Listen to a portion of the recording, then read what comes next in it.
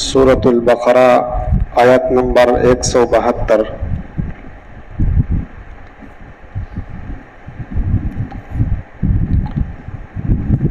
अल्हम्दुलिल्लाहि वहदा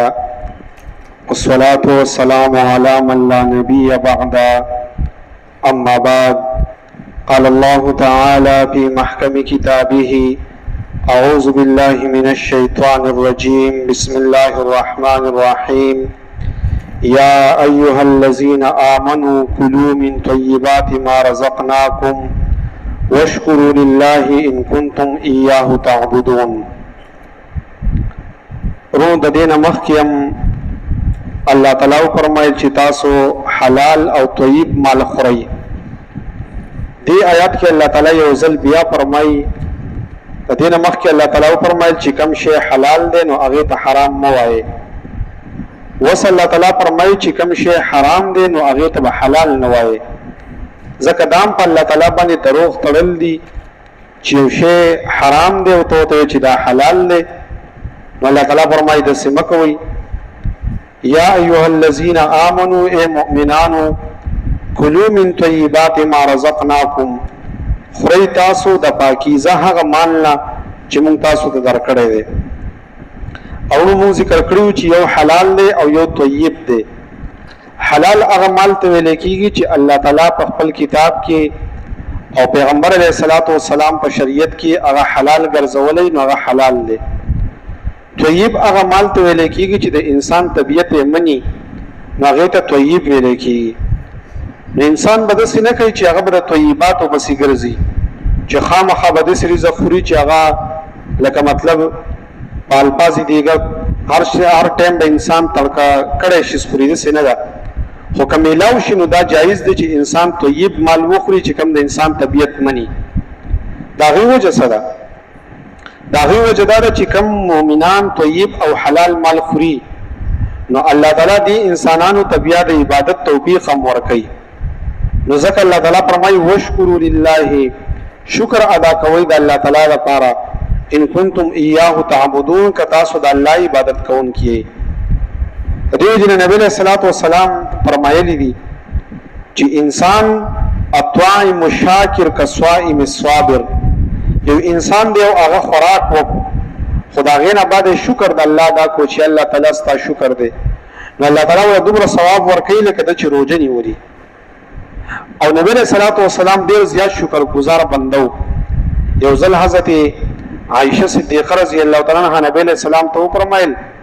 कि अल्लाह रसूल तासु खो गुनाह तासु न कीगी खुदा के बावजूद तासु उम्र इबादत कहो कि तासु पे मुबारक की पड़सी नो दा सवजदा नबी अलैहिस्सलाम वतवी अफला अकुना अब्दन शकूरा वजरी बदे खखने मचद अल्लाह शुक्र गुजार बंद जोड़ शम नो दिल कम अल्लाह ताला फरमाई कि वश्कुरू लिल्लाहि शुक्र दा अल्लाह ताला अदा कोई दागी वजह सदा वजदा कि तासु तय्यब माल खुरई हलाल माल खुरई नो द इबादत तौफीक प्रत मिलवी। तो इमाम अशाफी रहमहुल्लाह दागी उजल उस्ताद रातलो द इमाम शाफी रहमहुल्लाह ख्वाला इमाम शाफी रहमहुल्लाह टूल खल्क तवी शरजमा उस्ताद राजी और इस्तकबाल वकई और बकोर के खपल लुरियान तमवी ची आगा बड़े ज्यादा कदर वकई तो चकले आगा उस्ताद रागे इमाम शाफी रहमहुल्लाह द शपे खपल लुरियान तवी ची जमा उस्ताद त कुजम के दई दे बता हजूद तपासी और इबादत बकई नो टूल शपते रशवा खो सहर चिकला गलुरियान वरब लेनो और गुजार त शांत गिडा का प्रतवा नो खपल प्लार त इमाम शाफी रहमहुल्लाह त गिला वकलो गो तावी ची जमा उस्ताद दस दे और खुद सर ताजुद तपासे दे ने जक चा कुजम का शांत का प्रतवा नो चिकला बिया सहर नाश्तार सोशनो इमाम शाफी रहमहुल्लाह दे खपल उस्ताद तवी जिजे वरस कोमा और पे एतराज बानी न को मखो जमाल उरियान मा त पेगोर रा चिला के बेगा तासो तहज्जुद न दी करी गोरा का कुजदा का शांडा का प्रतवा ना उस्ताद वतवी व असल की स्ता प रिज़्क़ के दुमा हलाल वाले हो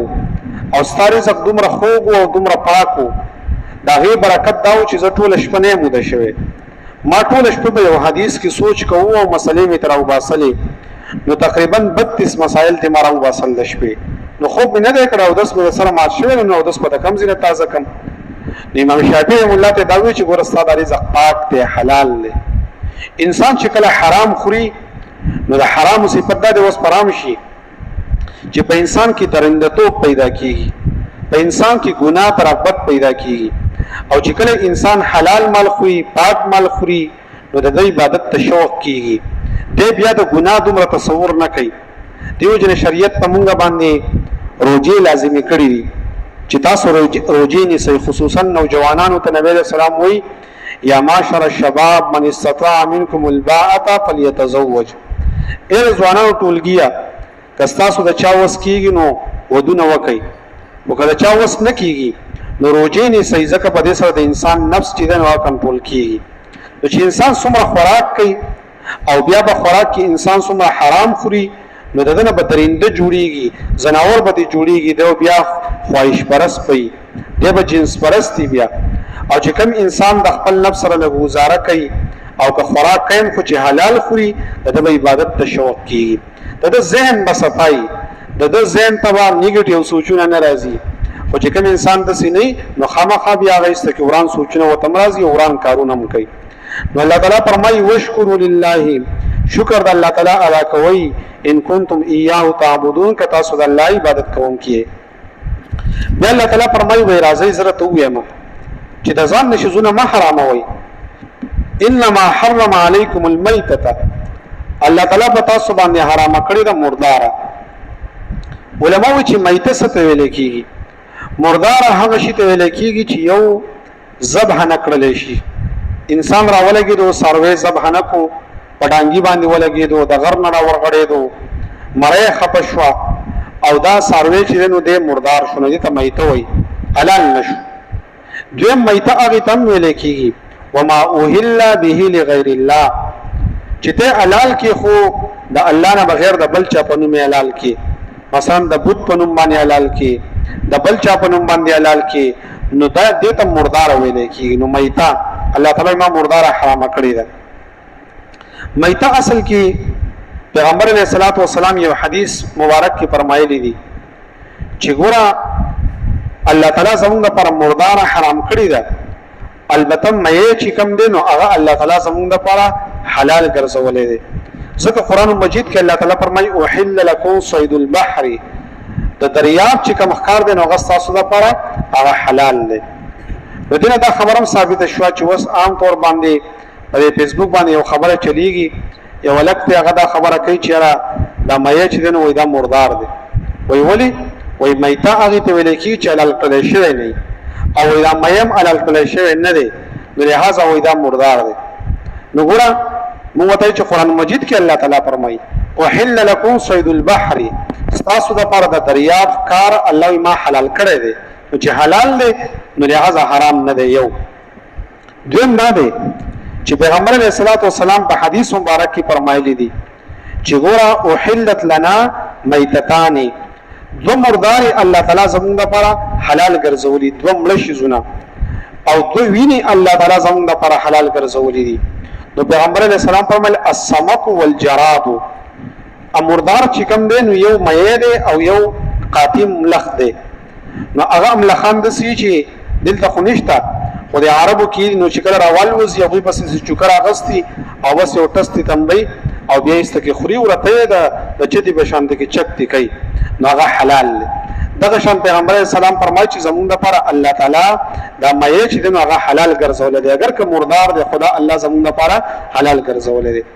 او دوی ییني الله تعالی زموږ لپاره حلال ګرځولی دي، نو یو توری دی او یو آینه ده. نو دا آینه هم اصل کې نه ده او دا تور هم اصل کې نه ده، خو الله تعالی زموږ لپاره حلال ګرځولی دي. البته کدی سمې دی چې هغه مثلا په دې اوبو کې سخا شوی دی او سخا شو بیا سر ته راوختو، نو بیا دا حرام دی، بیا ناجایز دی. خو که فرض کدی سمې دی چې انسان پکې بم خلاص کو، مسالې پکې واچولا، په جال باندې، په جنریټر باندې، په کونډه باندې، په څه طریقه باندې چې وو، نو دا مې شریعت زموږ لپاره حلال ګرځولی. ما تاسو ته قرآن هم پې دلیل دی احلت لكم صید البحر، الله تعالی د دریاب ښکار ستاسو لپاره حلال دی. دویم دا دی چې یو ځل صحابه کرام تلي په یو جهادي سفر باندې، حضرت جابر رضی الله تعالی عنہ د هغوی امیر و. نو دا وایي چې زموږ سره که جرم ختم شي چا ورته تاسو په څه باندې گزاره کوله موږ په اخره کې د کجورو چې کوم اړو کې او باغیم گزاره کوله او چې په لو سفرم کوو جهادم کوو و بیا الله تعالی یو ځل زمونږ د دریاب غاړې ته یو غټ مې الله تعالی مونږ را گزار کو او زمونږ د مخ راولې دو خو حضرت جابر رضی الله عنه فرمایي چې دومره غټو چې یو میاشت دوی خوراک کړو او دوی او یا کسانو او د غمینو عنبر دی لکه عام طور باندې موږ دا سلور دی دا بلانکې دی دا مرمۍ ده خدا مې چې د عنبر نومو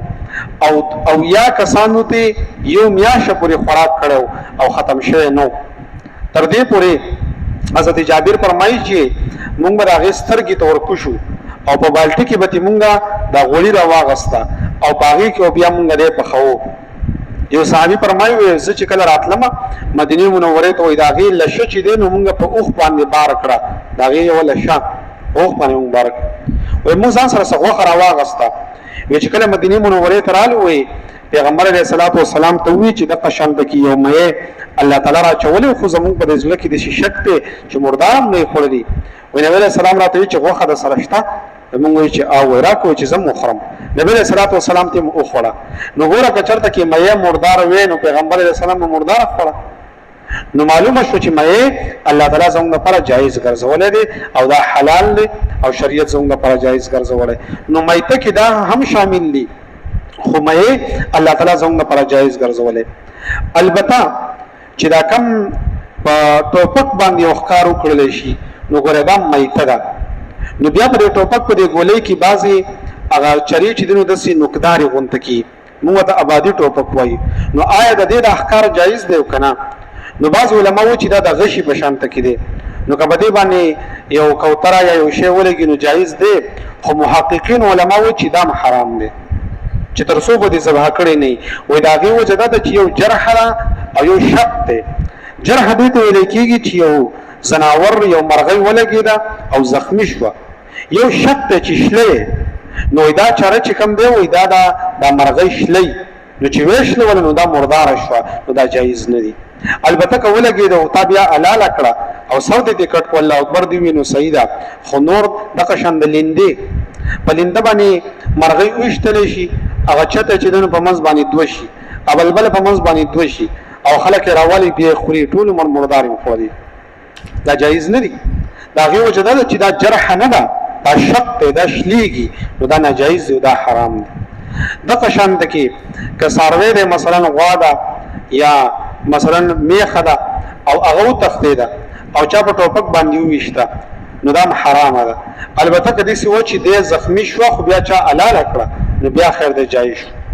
او یو ته ویل کېږي ذبح اضطراری ذبح اضطراری دا چې برس کې میخه ده وغه په کوی کې ورولې ده اوس دا خو راوستل ممکن نه دي او مړکیږي نو د سی وو کې چې چړه بر واخلي او بسم الله الله اکبر لګ به زخمی کې بس که زخمی شو چې هر ځای زخمی شو کله کې ولګیدو کا پتونه ولګیدو کا سره ولګیدو چې نتیو بيدا او بیا دا د نمړ شنو دا حلال ده دا بیا شریعت دې ته ویل کی ذبح اضطراری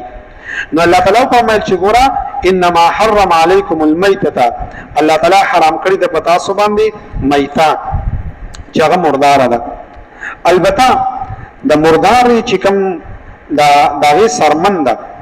نو هغه انسان هغه رنگ ورکی نبی علیہ السلام فرمای ایو اهاب دبغه فقط طهورا نو سرمن لکه د رنگ ورکو نو کبیا مردارم د نو سرمن جایز کی د قشان د کې د مرداري کاروبارم ناجایز دی او د قشان علماء لیکلي دي چې که سروي مردار شو نو ګره هغه پښوګانو او سپوتم ناچي پنیت د خوراک باندې البته ته به وځي کې وګرځي نو کبیا سپه ورغه خوراک ته وکړو صحیح ده کبي شو ورغه خوراک ته وکړو صحیح ده نو دینه دا معلومیږي چې که شی مردار شو هغه پس په باندې نه خوري لکه مثلا یو شی تاسو کور کې چرګ مردار شو او تا د خپل نیولې د وست سپیته ورواچي نه ناجایز دسه باندې کې هو کته یو سیټ ته وګرځول او سپه بس په خپل ورغه نو بیا خیر دی غل خوراک جایز دی نو مردار یو دسه شی چې سپیله خوراک هم ناجایز دی ته وته ناچي مردار شی وته ناچي نو انما حرم علیکم المیتۃ الله تعالی حرام کړی دی پتا سو باندې مردار والدم او وینا چې دنو اصل کې هغه وینا حرامه ده چې کم بيدون کې ده چې کوم ځای کې دا ساروی لالیږي او داینه دا پرش کوي نو دغه وینه چې دنو نجسه ده او حرامه ده. کرستو انسان مثلا بیا غوښه ورکوي یا قصاب دی وغه وته د سیاست دغه تراشي دا تبرګي او تا ته داری وشو بیا دا نجس نه ده او هغه وینه نجس ته چې کوم ځای کې دا پرش وهي په اول ټیم کې نو دا قوینه چې د نجس ده نو وینم نجس ده او د اینې کاروبارم نجس ده. نو څوک چې مثلا د اینې اخلي یا پچی کې مکس کوي دا ټول حرام کوي دا ټول ناجایز کوي. او البته یو بیمار له انسان خپل وینه ورکول شي کنه نو وینه علما وایي چې خرڅول نه شي خپل وینه به خرڅې نه البته که چرته کې چاته ضرورت وي او وینه انسان بیمار لور کې نو دا صدقه جاریه ده. نو که هغه ته به ترسو پر ژوند میلاو شو مثلا د کینسر بیمار دی یا د بل څه دی او تا ولینه ورکړه نو چې داغه په وجود کې سادهینه چلیږي نو د سیله کتا چې ول ژوندۍ ورکړي نو د وینه ورکول جایز دي. او نور وینه چې دا هغه نجس او حرام ده. والدم او وینه ولحم الخنزير او وخد خنزير دام حرام ده. وما اهل به لغير الله او هغه چې आवाज وکړي شي غیر الله ته. ومن استر غیر باغ ولا عاد لکه مثلا وسام تور باندې مونږ په دې محرم کې خلق د حسنینو شربت کوي نو هغه کله چرته کې دا شربت خلقو په دې نیت باندې کړی چې دا د هغوی په نوم باندې نظر شو نو بیا دا شربت هم ناجایز دی او دا شربت کلم ناجایز دی. خو که انسان به دا نیت وکړو چې د شربت چې کم ثواب دی نو هغه د حسنینو روح ته وبخلی شي او د هغوی په روح باندې صدقه شوه نو بیا خیر دی بیا جایز دی. نو نظر د غیر الله ناجایز دی. البته فمن استر غیر باغی ولا عاد که څوک مجبور کړی شو چې دی باغی نه او نه ظلم کوونکی فلا اسم علی په د باندې ګناه نشته. څه مطلب دا دی یو صحرا کې انسان روان دی او د دومره وږی شوی دی چې دی وایي چې کپرس کا او په یو ځای کې مرداره پرته ده نو دی وایي چې که ما د دې مردارې نه دا غوښه راوشو کوله او بخښنې کړه ومې خوړه نو زه به ژوندی پاتې کېدی شم. نو شریعت ته اجازت ورکوي چې خیر دی که حالت اضطراري دی ته مړ کېږي نو مرداره ته وخوره خیر دی تاله جایز دی. دغه شان ده کې یو انسان بیخي د لوږې نه مري او پردی مال پروت دی نو دا پردی مال ته استعمال کوي خوره خو وروسته به هغه ته ووایي چې دغه شان زه مړ کېدم خو چې مړ کېدې اله هسې نه چې معمولي غونډه کې ستا بلډ پریشر کم دی په پردي شي باندې ورځې چې لکه بس خیر دی چې مړ کېږم نه خو قابو کېږم ورته نو نه بیا خو شی وران شو چې مړ کېږي اله چې لکه اسمان درته نه ښکارېدو نو په هغه ټایم کې بیا خیر دی پردی شی خوړلی شي هغه وروسته بیا پیسې ورکې پیسې نه جایز نه دي. نو فمن استر غیر باغ ولا عاد فلا اسم علیه په د باندې بیا ګناه پکې نشته دی. دین علماء دا خبره معلومه چې آیا چې انسان کپرس کا د مړکیږي او حرام دوايي ده نو آیا حرام د دوايي د پر استعمالول شي کنه. مطلب یو ډاکټر یو انسان ته لیکلی چې ستا د بیماری علاج دا دی چې طالب موږ شراب درکو دا شراب خو ناجایز دي نو آیا د بیماری د لپاره حرام شیزونه استعمالول جایز دي کنه. نو علماء وایي کچرته کې دي چې انسان د ځان خطر و چې د مرکی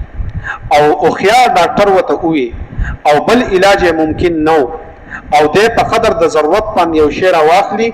او حرام استعمال کینو دلبا دا جایز ځکه دا حالت استقرار دی. یا مثلا اپین شو انسان چې د دې بیمار شوی دی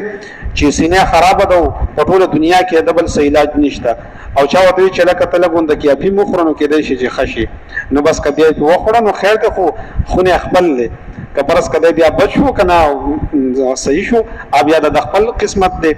نو په دې خبر باندې تاسو پوه شئ چې حرام اشیاء چې کبرس ک انسان ډاکټر وته ویلي او بل دوايي ممکن نه نو هغه بیا جایز ده. ذکر باندې سر غیر باغ ولا عاد فلا اسم علی ان الله غفور رحیم الله بخون کېو مهربان دی. یا ایها الذین آمنوا اے مؤمنانو کلوا خریتاسو من طیبات ما رزقناکم د پاکیزه هغه نه چې موږ تاسو ته رزق درکړی دی. واشکروا لله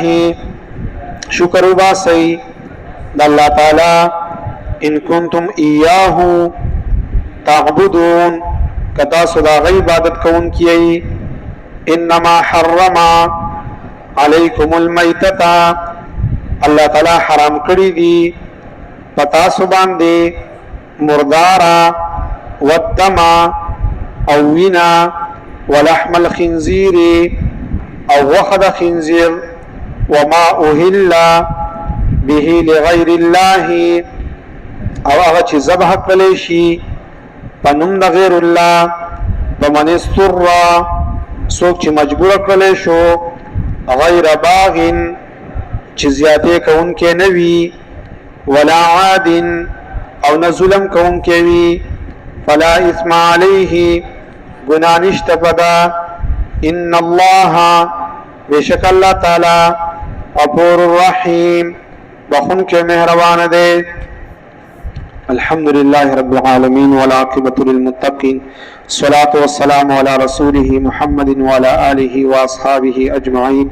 اللهم احسن عاقبتنا في الأمور كلها وأجرنا من خزي الدنيا وعذاب الآخرة برحمتك يا أرحم الراحمين.